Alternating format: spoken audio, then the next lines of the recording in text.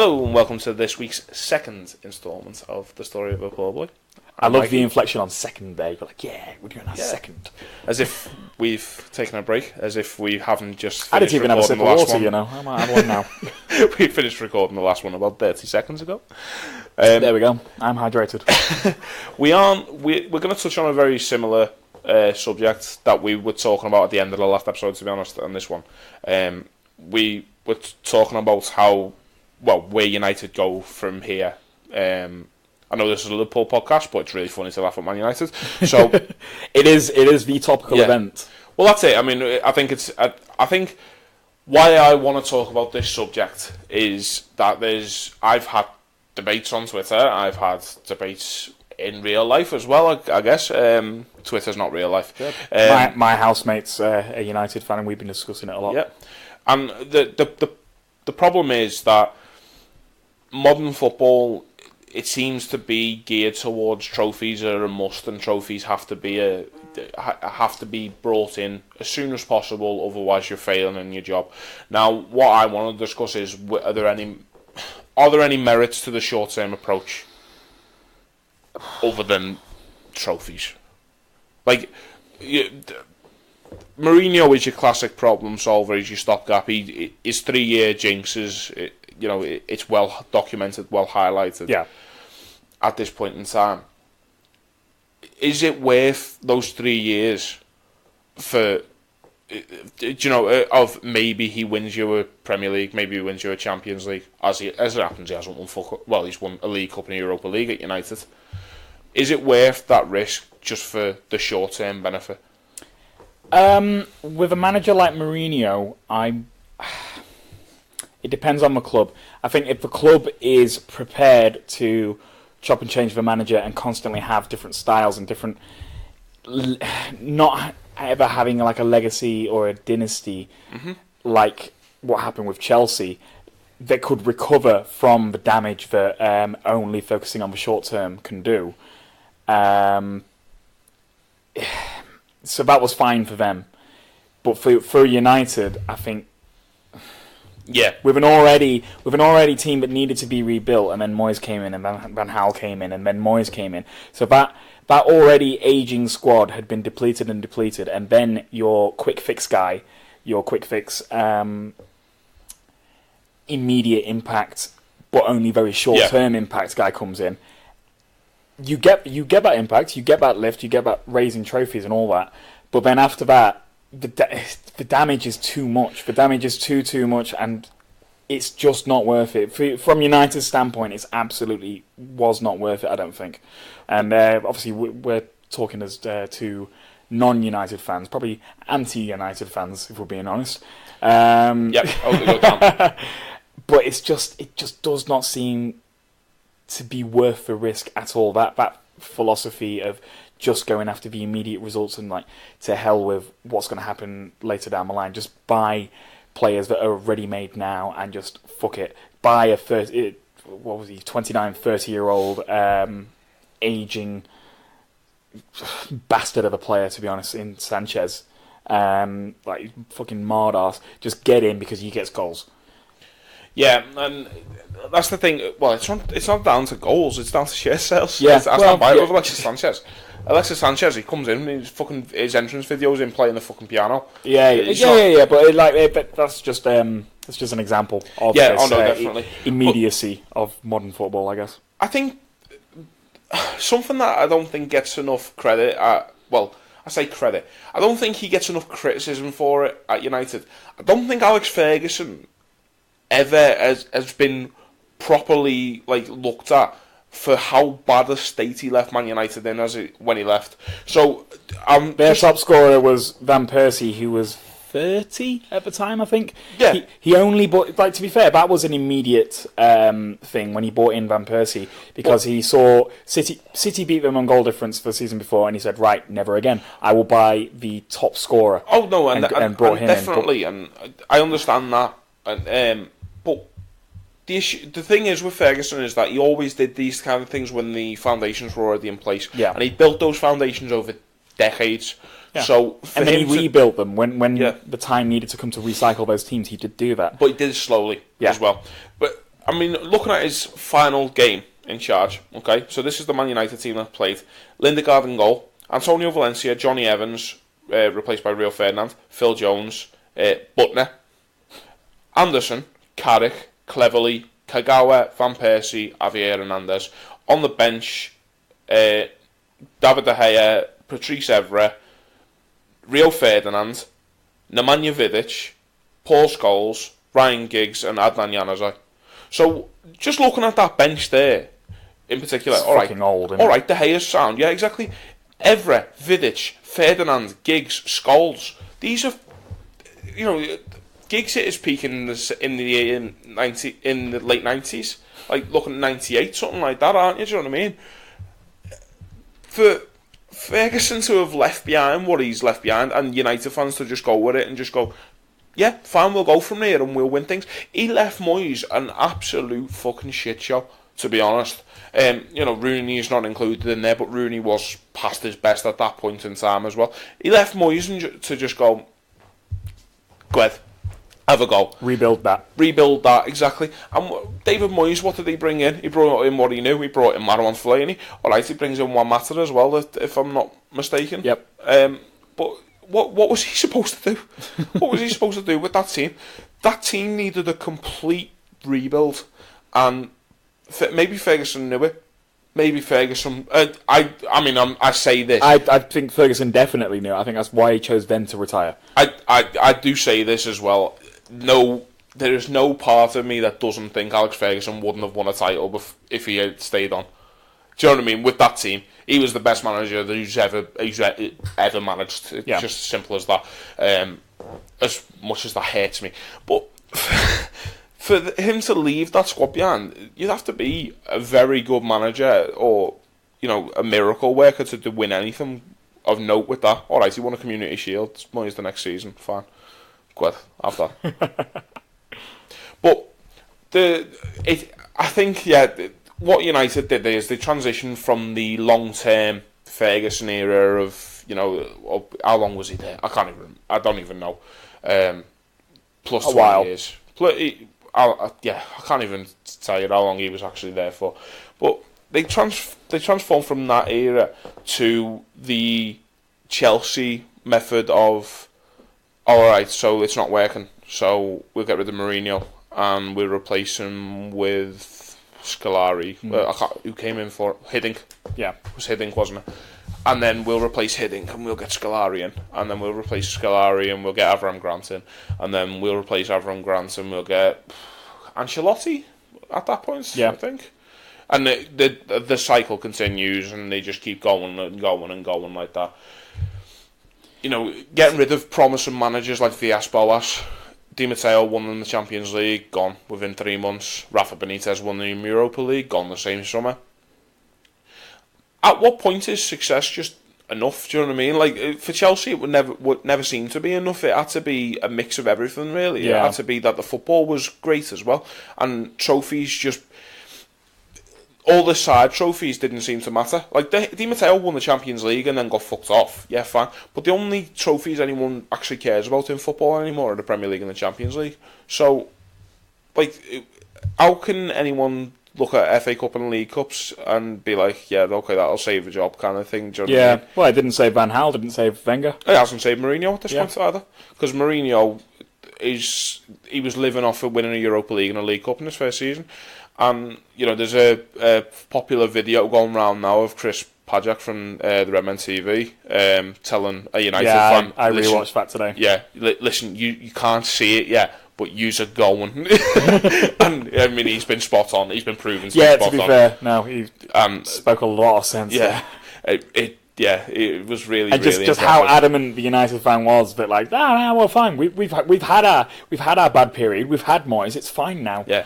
I assume Liverpool fans said the exact same thing when Graham Souness left. Yeah. So what it is for me is it screams just naivety. The whole thing with Moyes coming in and expecting it to be fine after Ferguson, incredibly naive. And then it's incredibly naive from United after that to think, if we just throw enough money at it, it'll fix it. We just buy big players. We'll make the money, and like it will work out. It'll work out because we'll get Louis van Gaal, will bring some youth through. It'll work out.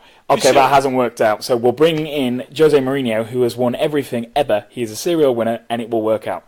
It's so naive. It's so naive when in this like modern era where Barcelona brought through Pep Guardiola and developed this tiki-taka style and created a dynasty and the best team that possibly people have ever seen until City now, apparently, who we are above, by the way.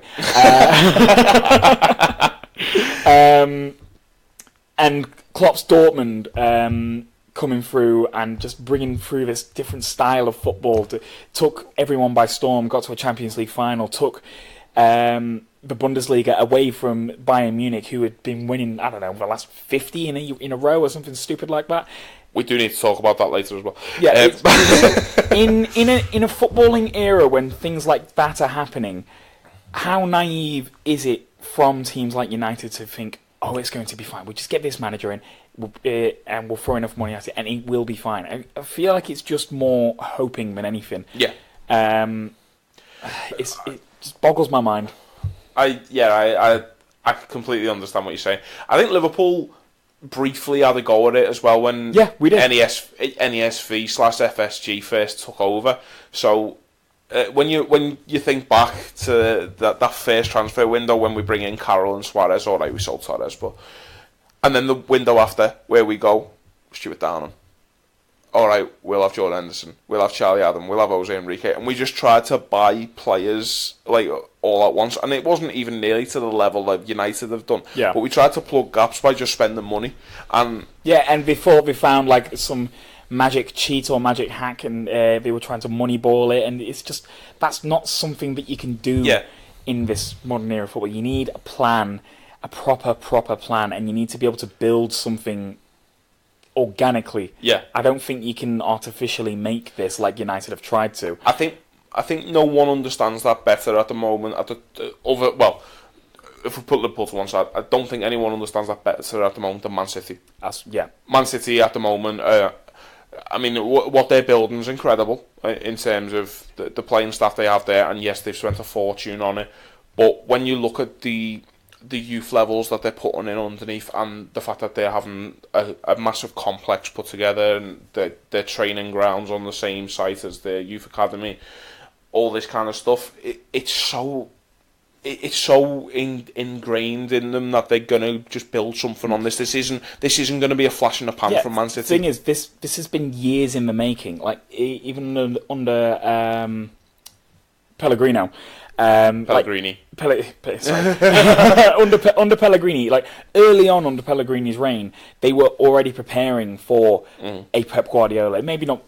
Well, no, they were. I mean, they knew they were going to get Pep Guardiola at some point, so they started preparing for that. They wanted to mimic Barcelona's style. They wanted to mimic how Barcelona created this dynasty over in Spain. Yeah. So they got some of ex-Barcelona staff and people who knew how to do this, knew how to build something that the Premier League hadn't seen since Ferguson, like an actual dynasty.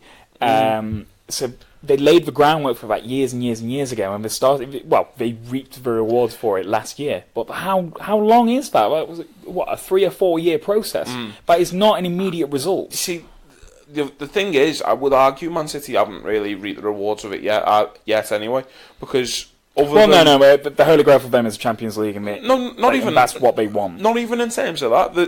The rewards they're currently getting are from the investment they put into the playing staff, which is, as we were saying in the last episode, that less than £500 million not a problem. Man City have done that, and to a better degree than Man United, and it is doable. But the fact is that the groundwork was there already. Yeah, the groundwork's there. The plan is there. The thing is, that's it. That's it to a T. Is that you look at what Man City needed, and in Guardiola's first season, he was terrible with the fullbacks. So what did he do? He went and bought Benjamin Mendy and Kyle Walker because he needed them. And that kind of investment straight there is exactly what they needed, and it's what Mourinho was complaining that he didn't get. And obviously, United needed defenders. They bought defenders. They just haven't turned out to be very good. But what I mean is, Man City's rewards at the moment aren't anything to do with what they've done for the infrastructure of the club.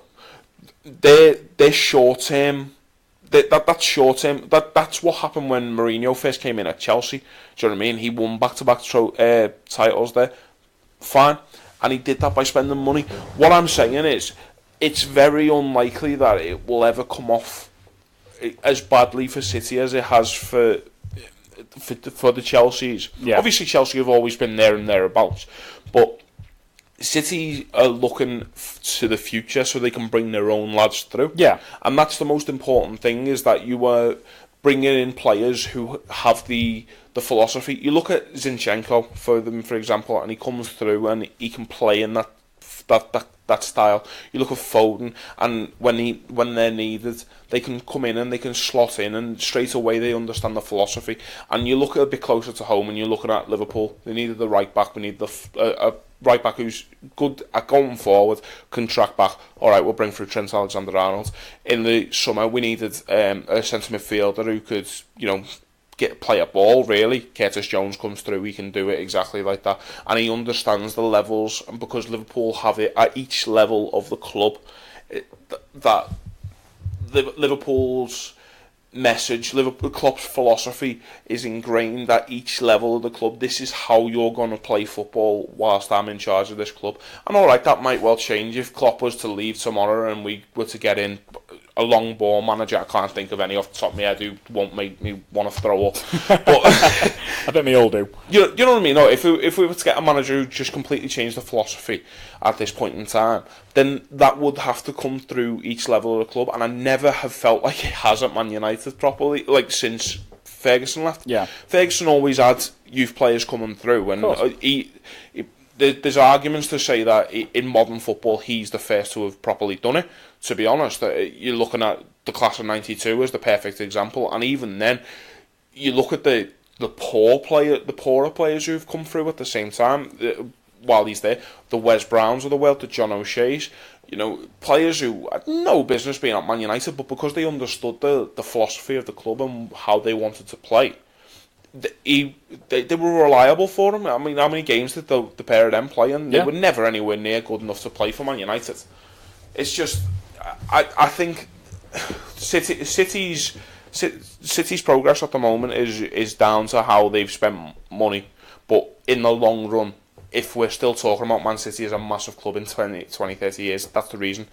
I think Man City are basically getting to a point now where if the money stopped and the oil dried up and the money stopped, Man City might be able to fund themselves going forward. And I know with the FFP stuff, that sounds a bit ludicrous to suggest such a thing, but that's what they're aiming for, to become self-sufficient. And I think City are achieving that at this point, whereas Chelsea have never done that.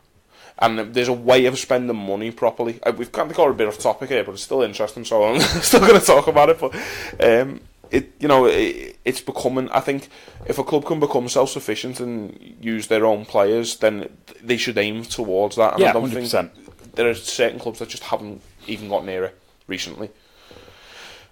Yeah. Oh, fucking hell! I'll breathe now. There was a point I wanted to make as well, but I've kind of forgot it now. It's kind of slipped out of my head. Oh yeah, that was it. Yeah. So the original point I was talking about before we got onto that was, do you think success is the most important thing? Immediate success is the most important thing. Now we've spoke there about City building on their success in the future and looking to become more than just a couple of trophies. Yeah. And that's what United have always had, and now it's coming off because they kind of abandoned that approach. My question for for people who would believe that is, as a Liverpool fan right now, would you think any higher of Jurgen Klopp if he'd won the League Cup final in his first season? Or the Europa League final in his first season? Bearing in mind, he signed in the October and we played in 2 finals that year. Yeah. Would you think any higher of him as a manager? Would you expect any more of him had we won the Europa League and League Cup? Do you honestly think that you would expect any more of him. No, it wouldn't really make any difference. Like, so if we just have success as a club as number of trophies, or success as a manager as number of trophies, then there are an awful lot of unsuccessful clubs and unsuccessful managers. I don't believe there are that many unsuccessful clubs. Eddie Howe may as well packle. Taking Bournemouth from League 2 to the Premier League is not an achievement if you haven't won any trophies. This is true, but I understand. Like, someone might come back with that argument. It's like, oh yeah, but we're not Bournemouth, we're Liverpool. We should be winning stuff. Yeah, okay, but since Klopp came in, and Liverpool since the 90s have not been a great trophy-winning side. Obviously, we had our treble season in 2001, won the Champions League 05, but it's been a very, very dry run. Now, by no means are we an unsuccessful club. We, especially the last 3 years under Klopp, there has been sustained progress every single year. We have got better. We have recruited well. We have finished higher in the league. We have had cup runs. Like, we got to the Champions League fucking final last season. There's no difference winning or losing those games. Obviously, there is the trophy at the end of it, and then you can say, hey, look, Jurgen Klopp has won a Champions League, a League Cup, a Europa League, whatever. But that is not... It doesn't really make much difference to us as fans, to be honest. Liverpool are a goalkeeper with arms away from winning the Champions League last season. Yeah, fuck it. Like, the only difference I have not forgot that Champions League run because we lost that final. Yeah. I have not forgot that league run in 13-14 because we lost that final. It's just, yeah, I know. So close. I know. But we're not unsuccessful clubs because of that. Like, we are part of a title race now. Last season we got to the Champions League final. The season before we got to two finals. No, that season before. That was the season before that. Season in between. Season we got to top 4. Yeah, we got top 4 for the first time in ages, and then last season we, as well as getting the Champions League final, we retained our Champions League status. It's something that me and you have spoke about quite a fair bit, and we said it when Rodgers was still in charge. It's not about getting the Champions League, it's about staying there. Yeah, exactly. We need to beat a Champions League team. We can't be a flash in a pan. Yeah, exactly. It needs to be sustained. And that is the thing that we've got under Klopp. We've got this sustained... Liverpool are the real deal again. You saw Bayern Munich's reaction getting us. Like, I think I sent you the Reddit thread on the you did, the Bayern Munich subreddit, and they were all talking about, oh shit, well, this is less than ideal. Did you see the video of, I think it's on the Spanish reporter? Yeah, Spanish reporter saying, like, okay, all the Spanish teams basically just do not want Liverpool, and we're so fucking happy that we don't have them. Like, that is progress. That is success. We are a successful club because teams fear us. An unsuccessful club is languishing in mid-table, having no sense of direction. That is unsuccessful to me at the minute. I think if you can see... success for me would always be that there's a clear defined path that the club's heading towards. And if Liverpool were sat where Man United are this season, then yeah, fair enough. I'd be sitting there and I'd be saying, yeah, all right, maybe it's time for us to look elsewhere. I think... It's easy. It's a binary. If you're getting better... you are successful. If you're getting worse, you're unsuccessful. You're a failure. Yeah, I think the only difference would have been if Klopp had won the trophies in the first season. To go back to that, would be that we'd have had European football the season after. If we'd have won the Europa League, we'd have had Champions League football that season. That season sooner. But even then, I don't know what would have happened differently. We might have signed some different players, but Jurgen's always preached, hasn't he, that he doesn't want players who are there. Who are jumping on the train. He wants people who've been pushing the train. Yeah, and that's something that resonated with me straight away, because the fact is Liverpool might well win the Premier League this season. Yeah. We're in a good position. We're in a very good position from this point on. We've played 17 games. We're unbeaten at this point. We've played 17 of the 19 teams in the league, and you're yet to be fucking beaten by one of them. If we get to Boxing Day and we don't lose against Wolves or Newcastle. We've played everyone in the Premier League and not been beaten. That's clear and defined progress for me. But if Liverpool win the Premier League this season, it will mean fuck all to me if we don't win it for the next 30 years again. That's it. Liverpool could have signed Messi in the summer, and I say Messi. If we could have signed the world 11, the best players in the world, and played the best football ever, and won this season, if we'd have got them all on a year-long loan, and they all fucked off, and they left nothing behind next season, and then we go the next 30 years of nothing, it means fuck all. Yeah, I agree. It means absolutely fuck all. Champions League, when you think Istanbul in 2005, we're still kind of... We're still at a point where we're living off that a little bit, and it's still feeding that. So, Liverpool built off of that a reputation in Europe again. And if it wasn't for the fact that Hicks and Gillette were absolutely shite and took the club to the brink of collapse, Liverpool would have built on top of that. I firmly believe it. If they'd have just invested in Rafa Benitez properly, like he wanted, Liverpool would have won the league under Rafa years ago. Yeah. But as it happened, we had to sell Xabi Alonso to buy Alberto Aquilani.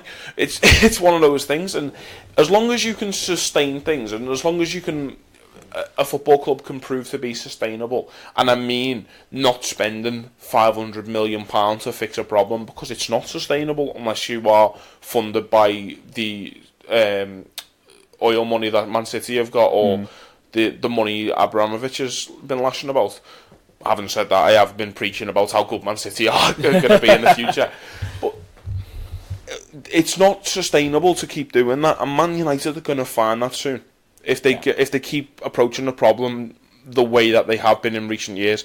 And I think that the idea of putting Solskjaer in, to go back to that, I know this is a separate episode, but fuck it. The idea of putting Solskjaer in would be to breed that kind of thing again, to maybe develop again, possibly, but using the same ideals, because that's what they've been preaching, is that they want to bring someone through who understands the values of the club, and no one understands the values better than the legends who've played there. Mike Phelan, who's coached there as well and won all kinds under Ferguson.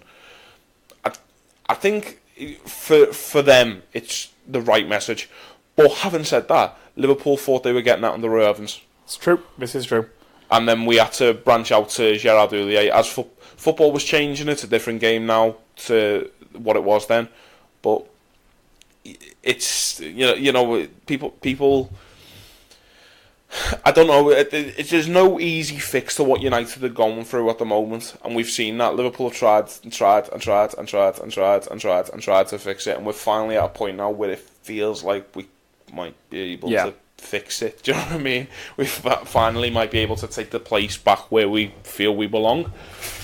And it's been a long time, but managers like Mourinho are dying out for a reason, I think. And it's all about projects now in football instead. And I much prefer it, to be honest. It's much more interesting. It is much more interesting, yeah. Much more interesting than just, they're going to spend 90 million quid on Pogba, who... Do you know how United start being successful again, by the way? They split up Pogba and Lingard. That's how they fucking start. That's the first thing I'd do. It's like when kids are naughty in class. Exactly. It's like when kids are naughty in class, you put one in a different classroom. Yeah. Fucking split those two up and then you'll be fine. But, get your head down and concentrate on your football kind of thing. I hope they never do. I hope they stay as unsuccessful as they're looking like they're going to be this season for the rest of the time. Maybe even go worse, please. But if they win the odd League Cup, they're a success. So whatever. Well, that's it, isn't it? I can't get me around it, to be honest. Trophies don't equal success. Not for a club like United, like Liverpool. Like those trophies don't equal success. Success is being there, being a huge club, being feared, being. I don't know, enjoying it. That's success. That's what football is. Ask Wigan fans what they think the success was about winning the FA Cup. Do they think it was winning the FA Cup or the fact that they'll have those memories forever? And that's what it's all about as far as I'm concerned. If you're only in football for silverware, 90% of fans may as well pack up and go on. say 90%. It's probably about 40%, really, isn't it? But the rest of them all support the big clubs like us. But one of them. Right. So we've talked about that to death, really. What we probably should talk about is Liverpool's Champions League draw. We touched about it briefly there. You happy? I'm made up. I am made up. I think I think it's the best big team we could have got. Exactly, because they are possibly the worst. Yeah. And to be fair, I haven't seen us play Bayern for a while. Was the last time we played them? Was it the Super Cup in 2001? In competitive football, yeah. Yeah. That's what I'm thinking. Yeah. Also, like, they're an old team. They're an old team. Apparently, they're a slow team, especially at the back. I'm really, really looking forward to that. Also, like, Klopp versus Bayern, that's a storyline. It's I don't know. It's a tasty It's a tasty fixture, and Bayern must be absolutely shitting it. Yeah, I can't really see a downside to taking it to getting this draw, to be honest. Well, I think I saw. I can't remember who the tweet was by, but he said it was kind of the perfect. Raphael Honigstein said something along these lines. Kind of the perfect outcome, because if we win, obviously it's great. We're in the next round. But if we lose, it's no great shame to lose to Bayern Munich, and then we just get on with it and win the league. Obviously not saying like, oh, it's fine if we lose, but like it's no great embarrassment. No, definitely, and that is a good point. But I think we're talking. I mean, the majority of this episode is us talking about, you know, legacies and stuff like that, and that's stuff that's been left behind. Bayern Munich are very much coming towards the end of the legacy that we've seen. You know, the days of Arjen Robben and Frank Ribery being two of the quickest wingers in the world are very much gone. We're looking at Boateng and Hummels now, who are getting on, slowing down. Manuel Neuer's not been the same keeper for years. You know, they've already lost Lahm, to name, and Xabi Alonso as well, I suppose. You know, you're looking at Lewandowski. That could be like an interesting landscape of Bundesliga in the next couple of years if Bayern continue to decline. Especially with the trajectory of Dortmund at the moment as well. Yeah. Because Dortmund this season have been playing some incredible football. They look brilliant. Are they still unbeaten? Yes, I believe so. I mean, they're at a point, Dortmund, where, I mean, Klopp commented on it today where he said the only two teams he didn't want were Juventus or Dortmund. And for him to say that, when, you know, you look at the rest of the teams in the draw, we could have got hold of. For him to say that is a massive compliment to those two. 100%. I wanted to play anyone, to be honest. I didn't much fancy a massive team purely on the basis that we don't have Van Dijk for the first leg. Yeah, that's fair. Which is a bit shite, but the first leg being at Anfield for us we'll be fine at Anfield, you know. I really do. Yeah, exactly. That's what I mean. I mean, we've got plenty of players there who've got top game experience these days. It might well be Naby Keita's in the form of his life as he comes to play against Bayern Munich, which would just be fantastic, really, wouldn't it? What a night that's going to be at Anfield, by the way. It is exciting. I still don't know if I'm going to Munich or not. I really, really, really want it. I don't have many holidays left. I might be able to. I really, really want it. I might look at the day trip, to be honest, but I don't know. But yeah, it's fascinating, I think, because it is, as we say, it is a Bayern Munich who were very much feared 3 years ago. Yep.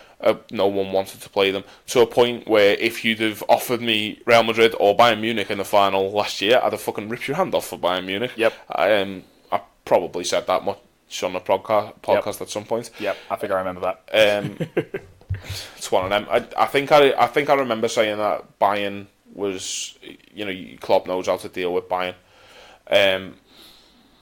And that still remains true. He's got a bit of a history with them as well, of course. I think they always wanted him to kind of come and coach, and I remember thinking that when he wasn't in charge of Liverpool as well, he was going to be the obvious choice to go there, because Dortmund just seemed to be Bayern Munich's feeder club for a little bit. Cause it all stems from that loan, doesn't it, apparently, where Dortmund were about to go under, so Bayern Munich lent them money or something like that. I don't know how true that actually is, but it all stems from that, apparently. But yeah, I agree. I think Liverpool will be fine at Anfield. It's how we handle the Allianz Arena. and I'm not particularly worried about anyone at this point in time. I'm really looking forward to that match. Really looking forward to both matches. The only team I probably didn't want was Barcelona because I couldn't be arsed with Coutinho and Suarez against us. I'd quite like to watch Coutinho cry. I would as well, but they were my guilty pleasure. I want Barca, just like last year. the one thing I really can't be arsed with is Anfield with Suarez and Coutinho coming back. I'll sing his song. No, it's just the idea of the shite fans just finding tickets for the game and just being like, "Way!" when they come out, you know what I mean? And I couldn't be arsed with that at all. Yeah, that's fair. And I'm kind of glad we've avoided them for that point of view. But I think if you were going to get a big team early, I'm glad we got Bayern Munich. 100%. And the other thing as well is no one can accuse us of an easy draw this time. No. This Group time, of death and then Bayern straight off the bat. Yeah, exactly. So I don't think anyone, if we get anywhere near the latter stages of the Champions League this time round, then no one can say that we haven't fucking earned it. No. Which, it shouldn't really matter, but I feel like that this Liverpool team isn't as appreciated as it should be because it kind of got, it didn't I think it is by the rest of Europe. The rest of Europe know how good we are. But it's United, Chelsea, City fans all think, it's just Liverpool, innit? Well, that's it. I think we've boy who cried wolfed it a little bit. Do you know what I mean? We've been saying we've been boss for years and years and years, and now finally we are maybe the best team. Probably on paper the second best team there is in Premier League, and no one believes us anymore. Because you look at our back line. Table don't lie. You look at our back line of that started on the weekend. So just the back four, not even Alisson. And three of them, the last club was Southampton, and the other one, their last club was Hull. Do you know what I mean? So you can. Oh God, I didn't even realise that we really had a full Southampton back line. So who have we got? Roma, 3 Southampton, Hull, Monaco, Newcastle, Leipzig, Stoke, Roma, Hoffenheim. Nice. And oh no, not Stoke. Shaqiri didn't start. So Southampton again. Yeah, fucking hell. We haven't half got some players from all over the gaff. But I love it. That's down to good recruitment, that. It is, and it's those same players are going to go through. They're going to be unbeaten by the time we play Bayern Munich still, and then they're going to beat Bayern Munich as well because that's what we do. That would be lovely. So I think we can call it there early. Yep. Thank you very much for listening. This will be the last one for Christmas, I guess, because Matt's decided he's going to go and spend some time with his family over Christmas for some reason. I don't know. Really. They're all right. So I guess as we leave you now, Liverpool sit top of the Premier League after 17 games, unbeaten, fantastic.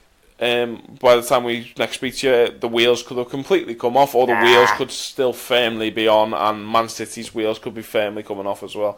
That one. Yeah, they've still got to play Southampton over Christmas as well. I still fancy that to be a hard game for them now. Now, just now that Southampton after the Arsenal win, after the Arsenal win, that's all I'm thinking. The new manager bounce. I'm fucking praying Man City drop points everywhere they can, but I thought West Ham were going to do them and then they got beat 4-0, so it's one of them. So thank you very much for listening to this one as well. If you listen to both episodes, thank you very much. If you've listened to all 41 episodes as it is right now, thank you so much as well. We'd really do appreciate it, honest to God. If you could follow us on Facebook, like us on Twitter. I think I've done that wrong. No, I haven't done that wrong way around. Yeah, I have. I've done that wrong way around. Yeah. Like on Facebook, follow on Twitter, subscribe on iTunes, Podbean, Spotify, YouTube.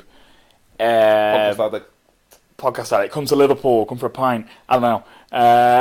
Go to game. Go to game. I think that's everything. Thanks very much again, and have a very good Christmas, and hopefully we'll be back before the new year. If not, have a very, very happy new year too. Merry Christmas. Bye-bye. Cheers.